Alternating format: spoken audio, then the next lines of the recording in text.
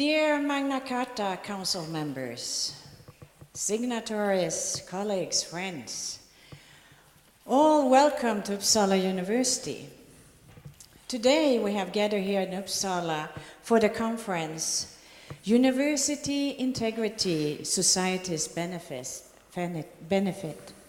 This is the very first Magna Charta conference outside Bologna. We are truly happy for the honor of hosting this conference, and I'm very proud of welcoming you all to Uppsala University. In 1988, 388 universities came together in beautiful Bologna to celebrate Bologna University's 900th birthday. On this occasion, the Vice-Chancellor presented a signed document. One of the congratulants and signatories was Martin Åkesson Holmdahl, Vice-Chancellor of Uppsala University. I'm not sure if the signatories grasped the magnitude of what they were doing. When signing this particular document, they made history. You might think that I'm exaggerating, but I'm not. This was an historic event. What Martin Åkesson Holmdahl and all the others Vice-Chancellor who signed Magna Charta did is something worth celebrating, but more than that, something to be proud of. By signing, we as universities have all agreed on principles that unite us. We signed the Magna Charta for the future. We owe it to the generations past and the generations to come to honor the principles expressed in the document. If we want to continue to be relevant and a positive force in the future, we must remain true to what we believe in. We believe in the fact that researchers themselves and the scientific community are the best judges of how to do research. We strongly believe that education is about questioning, that education becomes more relevant when the students are able to test their ideas openly. We also believe in long-term commitment. Some say that research results must be useful for society. We often hear that research should benefit the country where it's being conducted. New inventions, new drugs, new remedies, new findings that can be patented and used to develop products that our countries can prosper from. Of course, this is important. Of course, they have a point. But relevance is not always immediate. Measuring the value of research results is not an easy thing to do. Sometimes you can see the benefits right away, but just as often, the usefulness doesn't become apparent for much later. By only looking at the obvious short-term value of research, we would greatly underestimate its importance. We need the long-term perspective. Development must be allowed to take its time, even when we feel we are in a hurry. We are trying as hard as we can to make a change, to help society to develop in a sustainable way. This in itself means that we must have a critical approach towards the society and also towards the developments. We need to keep a healthy distance and to ask the questions that nobody else asks. This conference bears the title University Integrity, Society's Benefit. Integrity is a beautiful word. By signing the Magna Charta, we have manifested the fact we are not for sale. We are the salt of the earth, and we struggle to do all we can to make the world a better place.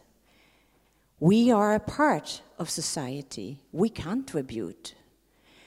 But we do not let others to determine for us. We are free. This, my friends, is what we, Uppsala University, promised to do when we signed the Magna Charta.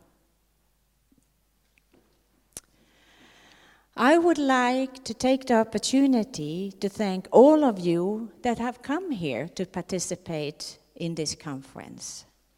I also would like to thank all of you that have made this conference happen. Those of you from Magna Charta Observatory, and also every single one of you here in Uppsala who have worked so hard to prepare this event. Thank you, all of you. And once again, a warm welcome to the 26th Magna Charta Conference, University Integrity, Society's Benefit. Welcome.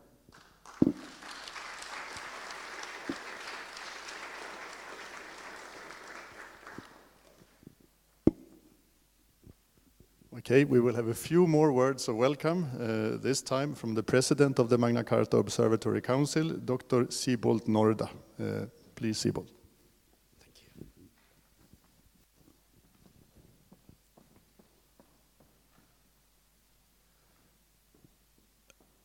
Dear Vice-Chancellor, dear colleagues, dear friends, it is a great moment each year when the annual gathering of the signatories of the Magna Charta and all its friends are gathering. This is, as the Vice-Chancellor said, the first time we do this, not in Bologna in this week in September, but in another university, in the University of Uppsala in Sweden.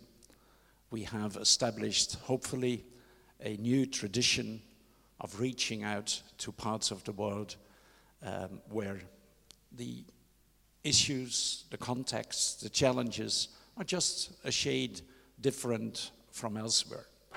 To remind us of the fact that the Magna Charta did not come into existence out of selfish motives of a group of universities that wanted to proclaim themselves to be the society of the just in the world, set apart from the rest of the world.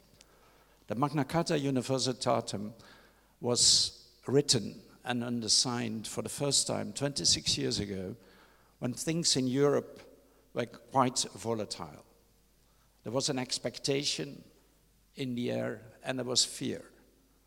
It was certain that the future would be very different from today, and it was not certain how different it would be. And the then rectors of European universities felt that when preparing for that future, that uncertain future, it was very important to keep in mind the ideals and the values of the university. Not out of selfish motives to proclaim how good they were, but out of motives coming from the importance, the interest, the value of university in society. Universities have never been founded for themselves, l'art pour l'art. They always have been functioning in function of their societies, the communities that supported them, the communities that needed them. And if we transpose ourselves from 26 years ago to the world of today, it is not difficult to repeat what I just said. We have the sense that lots of things are happening. We look at them with uncertainty. We look at them with expectations. And we realize that whatever happens, for universities' place in society, it is very important to stick to the core ideals that universities have to function for, not for their own selfish interest, not in their own terms, but in terms of responding to and being of service to the societies that they are living in and living for. So I'm very glad that once again in 2014, this time at Uppsala University, we have this gathering, and I hope it helps us not just to understand once again what happened then and why we do it again, but also, and that personally for me is the main issue, learn how as universities we can do this. Because it's not an easy task. It's not just preaching and telling people what should be done. It's actually doing it. And the actually doing of it is very difficult, has lots of challenges, is not the same in Uppsala as it is, or in Bologna, or in Amman, or in Barcelona, or in Colombia, or in Ghana, or wherever in the world. We have different challenges, and we have the same task ahead of us. I want to thank everyone who has been working hard for the past 9 months to prepare for this meeting. It's great to have all of you here. That's the best remuneration that the organizers can dream of. But nevertheless, thank you very much for all of you here in Uppsala who have been working hard to get things done. And thank you very much, audience, for coming. Imagine what we would have done this morning if it were only council members here and the organizing committee and no audience. So you are central to all of this, and I hope you make yourself the center of our thinking and our deliberations today. I wish us a beautiful and useful conference. Thank you very much.